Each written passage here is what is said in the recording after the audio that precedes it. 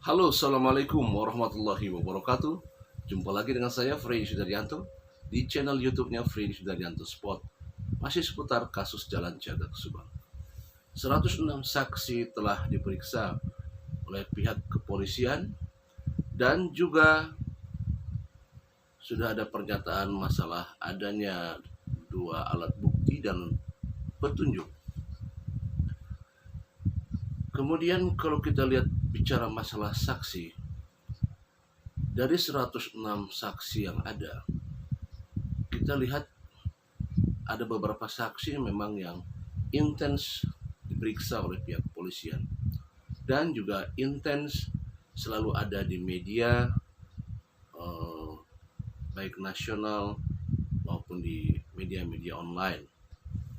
Kalau kita lihat siapa saja saksi-saksi yang memang yang selama ini sering terperiksa dan sering tampil di media-media atau muncul di media-media. Ada tiga nama memang yang memang sering muncul, yaitu mulai dari Pak Yosep, Kang Yoris, dan Danu. Tiga nama ini memang sering muncul di pemberitaan-pemberitaan ya. Kenapa mereka muncul di pemberitaan-pemberitaan? Tentunya banyak asumsi dari masyarakat, pendapat, argumen dari masyarakat. Tentunya adalah ada hal-hal mungkin di antara mereka bertiga ada hal-hal yang memang jadi pemikiran di masyarakat. Kenapa? Karena kalau tidak ada pemikiran di masyarakat, mungkin susah diekspos. Mungkin tidak akan diekspos. Banyak saksi dari 106, katakanlah misalkan, termasuk yang dekat sendiri masalah ini adalah seperti Bu Mimin juga banyak juga masuk, tapi kesininya jarang diekspos. Ada juga misalkan dari apa namanya, Arigi anaknya, atau dari Pak RT, atau dari Mang S, atau dari siapa saja yang pernah diperiksa, kesini tidak muncul-muncul lagi. Tetapi tiga nama ini memang yang sering muncul di media. Pasti kalau sering muncul di media, baik itu media yang sifatnya media online, mereka banyak sekali membahas ketiga saksi tersebut. Kalau memang dibahas berarti ada sesuatu memang yang membuat masyarakat menilai, memperhatikan, ada hal-hal, mungkin ada hal-hal yang mereka merasa janggal di antara ketiga saksi ini. Memang betul, ini pun jadi pemikiran kita bersama di antara masyarakat semua, juga para netizen, yang melihat bahwa ketiga saksi ini hampir ketiganya ada hal-hal yang memang menjadi pemikiran masyarakat. Kalau misalkan istilahnya janggal, ya. Kita tahu di media sini sudah ada di media semua, ya. Semua sudah ada di media. Yang tentunya dari ketiga saksi ini, walaupun ada hal-hal yang memang membuat masyarakat berpikir, kenapa demikian, kenapa demikian, kenapa demikian, tetapi kenyataannya bahwa mereka sudah mengalami yang namanya fase-fase penyelidikan, fase-fase BAP, dan dinyatakan bahwa mereka semua sampai saat ini adalah masih dalam statusnya saksi. Artinya sampai 6 bulan, 7 bulan lebih, mereka masih statusnya sebagai saksi. Artinya belum ada indikasi-indikasi ke arah keterkaitan. Dari mulai alibinya yang sama-sama dari ketiga saksi ini sama-sama kuat alibinya. Pada saat kejadian mereka tidak ada di TKP. Dan itu diperkuat oleh alibi-alibi masing-masing. Nah, apa yang membuat masyarakat banyak menilai bahwa ini ada hal-hal yang memang jadi dipertanyakan.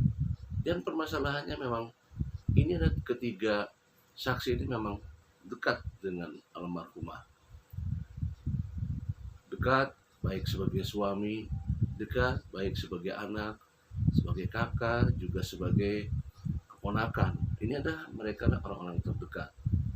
Nah, artinya kita jadi berpikiran, kok ketiga-tiganya ini ada hal-hal yang jadi pertanyaan buat masyarakat. Tentunya kita berpikiran, kok bisa mereka bertiga ada hal-hal yang tadi saya sampaikan menjadi pemikiran di masyarakat. Tentunya masalah kejanggalan-kejanggalan yang asumsi daripada masyarakat. Artinya banyak sekali asumsi-asumsi liar yang muncul di pemikiran masyarakat. Apakah ada orang di belakang ketiga orang saksi ini? Apakah ada orang di belakang yang membuat settingan-settingan sehingga ketiga saksi ini seolah-olah dibuat mereka mempunyai kejanggalan. Sekali lagi ini pertanyaannya, apakah mungkin ada orang di luar sana yang membuat settingan-settingan atau framing-framing membuat ketiga saksi ini seolah-olah dituduhkan kepada ketiga saksi ini. Ya. Karena potensi-potensi kejanggalan itu ada di tiga saksi ini. Ada tiga saksi kejanggalan yang menurut pemikiran masyarakat, ya. Yang tadi di awal pernah saya sampaikan, walaupun kejanggalan-kejanggalan itu ditepis dengan adanya BAP dari pihak kepolisian bahwa mereka bebas dari yang namanya keterlibatan, ya. Bebas karena alibi-alibinya kuat semua, tidak ada di TKP.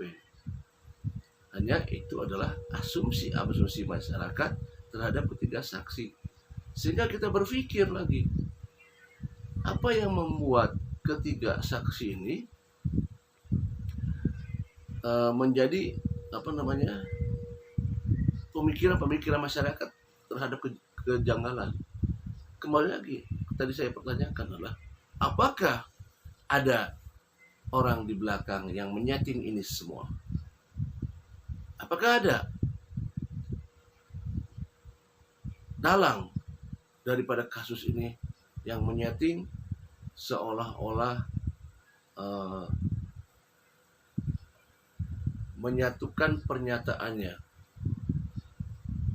Kapolres Subang, Ibu AKBP Ibu Sumarni, yang menyatakan bahwa clue-nya adalah orang terdekat. Sehingga clue inilah yang dibuat oleh pihak di belakang sana yang membuat settingan-settingan, membuat framing, sehingga clue ini diolah menjadi orang terdekat, seolah-olah terdekat adalah mereka yang termasuk ke dalam kasus ini. Dibuatlah settingan-settingan sehingga di antara ketiga ini ada seolah-olah keterlibatan. Dibuat terus framingnya seperti itu. Mungkinkah bisa terjadi seperti ini?